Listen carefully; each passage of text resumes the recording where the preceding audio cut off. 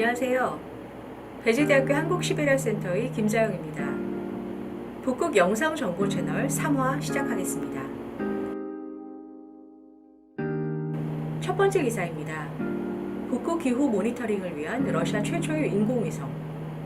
북극의 기후변화를 지속적으로 모니터링하기 위한 러시아 최초의 인공위성 아르티카 M1호가 올 여름 시행된 테스트를 마치고 본격적인 업무에 투입되었다고 러시아 공사 로스코스모스 공보팀이 발표했습니다. 올 2월에 발사된 아르티카-M은 운영 기상학, 수문학, 농기상학의 솔루션과 북극 지역 기후 및 환경 모니터링을 위한 기능을 탑재하고 7년간 운행할 수 있도록 설계되었다고 하는데요. 아르티카-M은 서로 교차하는 두 개의 위성으로 이루어져 24시간 러시아 북부와 북극 지역의 기후와 주변 환경을 조사하게 됩니다.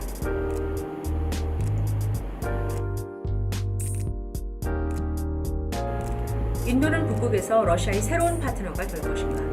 인도가 북극 프로젝트에 관심을 보이고 있다고 합니다. 얼마 전 종료된 동방경제포럼에 앞서 인도의 풀이 석유 천연가스 및 건설 도시산업부 장관과 세친 러시아 로스토프 네프트사 대표가 만났습니다. 회의에서 양측은 러시아의 타이미르 반도에서 진행되고 있는 보스토크 오일 프로젝트에 대한 인도의 참여 가능성에 대해 논의했습니다. 인도는 이외에도 북극의 아르틱 LNG2 프로젝트에 대한 협력 가능성도 고려 중이라고 하는데요. 인도 대표단은 인도 투자자 컨소시엄이 이 프로젝트의 지분 9.9%를 인수하고 LNG 구매를 위한 장기 계약을 체결하기 위해 러시아의 노바텍사와 협상을 진행하기도 했습니다. 러시아와 인도는 이외에도 석유 화학을 비롯한 여러 분야에서의 공동 협력 관계에 대해 기대하고 있는 것으로 보입니다. 인도의 경우 현재의 산업 성장세를 유지하기 위해 지속적인 에너지원을 필요로 하고 있기 때문에 이렇게 적극적으로 러시아의 북극 프로젝트들에 관심을 보이는 것으로 판단됩니다. 그러나 이런 원인 이외에도 인도와 중국의 정치적 갈등, 최근 북극에서 확대되고 있는 중국의 역할 강화 등에 대한 인도의 불안감 역시 또 다른 요인이 되고 있는 것으로 보입니다. 자국의 북극 관련 프로젝트에 보다 다양한 국가들을 끌어들이고 싶어하는 러시아와 인도의 이해관계가 맞아떨어지고 있는 것 같습니다. 러시아는 북극 프로젝트에 중국과 인도 기업들의 동시 참여를 유도하는 것이 결과적으로 양국의 긴장을 완화하고 지정학적 안보 상황에 도움이 될 것이라고 자평하고 있습니다.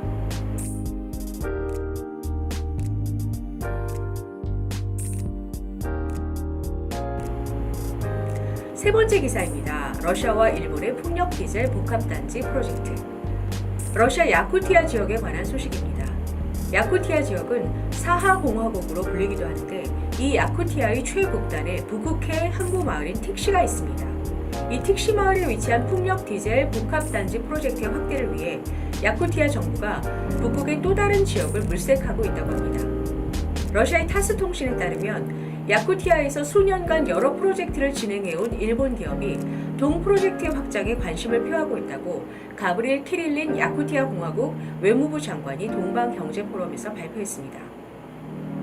이 틱시 마을에 있는 풍력 디젤 복합단지가 꽤 수익성 있는 사업이라는 지난 경험을 바탕으로 일본의 미쓰이사가 이 복합단지 프로젝트를 야쿠티아 공화국의 다른 지역까지 확대하는 사업에 대해 관심을 표명하고 있다는 것입니다. 키릴린 장관은 일본의 기술이 비싸지만 북극의 혹독한 환경에 어울리는 고품질이라며 일본과의 컨설팅 및 협의를 진행할 예정이라고 밝혔습니다. 키릴린 장관에 따르면 야쿠티아 공화국 정부는 북극의 레나교 건설 사업에서도 일본 기술 도입을 고려하고 있다고 합니다. 추가적으로 레나교 건설에 관해서 말씀드리면 야쿠티아 공화국의 야쿠츠크 지역은 인구 60만 명이 살고 있는 큰 도시이지만 공화국 내에서조차 1년에 평균 152일은 비행기로만 들어갈 수 있을 정도로 육상 교통편이 불편한 곳입니다. 이러한 교통 불편을 해소하고 더 나아가 공화국의 교통 및 물류 허브의 기반을 구축하기 위해 레나강을 가로지르는 교량이 건설되고 있으며 오는 2025년 개통을 목표로 하고 있습니다.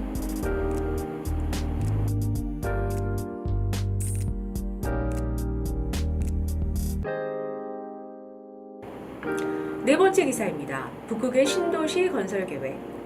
러시아가 시베리아 지역의 신도시들을 건설할 계획을 구상 중이라고 합니다. 세르게이 쇼이구 러시아 국방장관이 2021년 8월 처음 발표한 바 있는 러시아 동부 지역 신도시 건설 계획이 시작되고 있습니다.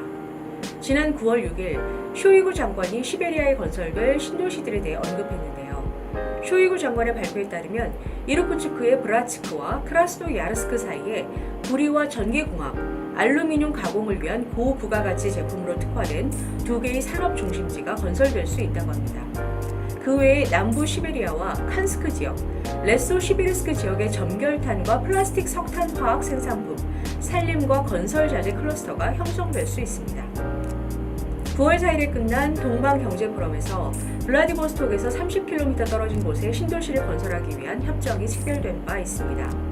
스푸트닉이라 명명될 이 도시는 30만 명의 인구가 살 수 있도록 설계되어 인구 60만의 연해주, 즉 프리모리에의 수도와 인구 10만 명의 도시인 아르쫌을 통합하여 주민 100만 명 규모의 메가폴리스로 만든다는 것이 이 계획의 주요 골자입니다.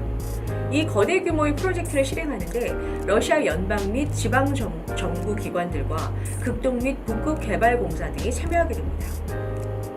이 프로젝트는 첫째, 극동 최초의 인구 100만 명 규모의 도시로서 지역 개발의 중심지가 될 것이라는 점. 둘째, 프리모리에와 극동 전체의 경제 활성화를 꾀하여 일자리를 창출하고 지역으로 중앙정부 예산과 기업들의 자금 흐름을 이끌어낼 것이라는 점. 셋째, 러시아 서부와 동부 간 지역 발전 격차를 줄이는 데 일조함으로써 러시아 시베리아와 북극 지역의 특징 중 하나인 인구 유출 현상을 개선하는 데 도움이 될 것이라는 점에서 관심을 모으고 있습니다. 사실 러시아의 북부 지역은 혹독한 기후로 인하여 대규모 정착촌의 건설이 무의미한 곳으로 극동 연방지구와 러시아 북극 지역에 위치한 기존 거주 지역을 정리하고 구조 조정을 시행할 필요성이 언급된 바 있기도 합니다. 따라서 북극 지역 신도시 개발 계획은 시베리아와 극지방 정착 지역에 대한 대대적인 도시 개혁의 일환이 될 것으로 기대를 해보아도 좋을 것 같습니다.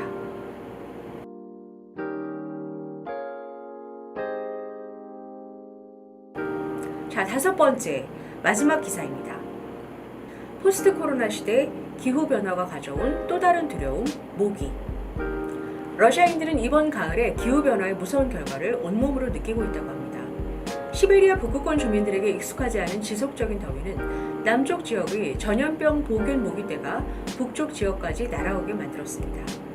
러시아의 북서부에 위치한 로스토프 지역에는 마치 아포칼립스를 연상케 할 정도로 많은 모기떼, 아니 모기 구름으로 인하여 주민들이 격리에 들어가거나 방역에 골몰하고 있다는 소식입니다.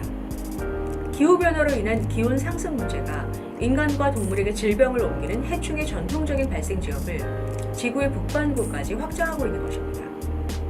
생물학자와 곤충학자들은 이러한 문제가 백신조차 없기 때문에 어쩌면 코비드19보다도 인류를 더욱 위협하는 새로운 문제가 될 수 있다고 이야기합니다. 기후변화는 인류의 경작지를 점차 북쪽으로 옮기고 적도를 극지방으로 이동하게 하고 있어서 전통적으로 남쪽에서만 발견되던 모기떼를 북반구에서 발견하게 되는 것이죠. 인류는 조만간 곤충과 해충, 그리고 이들과 함께 여러 새로운 질병들을 지구의 북반구에서 보게 될 것으로 생각됩니다. 반대로 북극 지역에 살던 모기들이 지구온난화로 인해 더 강한 생명력을 얻고 생존 환경이 더 좋은 남쪽 쪽으로 이동할 위험성에 대한 경고가 나오기도 합니다. 북극권을 터전으로 하고 있는 북극 모기는 일반적으로 우리가 만날 수 있는 모기보다 더 작고 성체가 되는 데 걸리는 시간이 매우 짧습니다. 이 북극 모기는 겨울에 얼음에 붙어 있다가 북극의 짧은 여름이 오면 지구상 다른 지역에 사는 그 어떤 모기들보다 훨씬 빠른 속도로 성체가 된 뒤 동물과 사람들을 공격하기 시작합니다. 북극 여우, 북극 올빼미, 북극권 원주민들의 일상에서 빼놓을 수 없는 술록에 이르기까지 모든 북극의 동물과 사람들이 이 북극 모기의 희생양이 되곤 합니다. 모기는 술록의 목숨을 위협하고 모기떼의 수가 줄어든 술록은 다시 북극 원주민들의 식량 문제를 야기하게 되는 것이죠. 연구에 따르면 기온이 섭씨 1도 상승할 때 모기 유충의 성장 속도가 10% 증가하고 섭씨 2도가 오르면 모기는 더 커지고 생존율은 50% 증가한다고 합니다. 기후학자들은 앞으로 지구상 평균 온도가 약 2.5도 상승할 것이라고 예측하고 있는데요. 그렇다면 이것이 인류에게 의미하는 바가 무엇인지 알 수 있을 것 같습니다.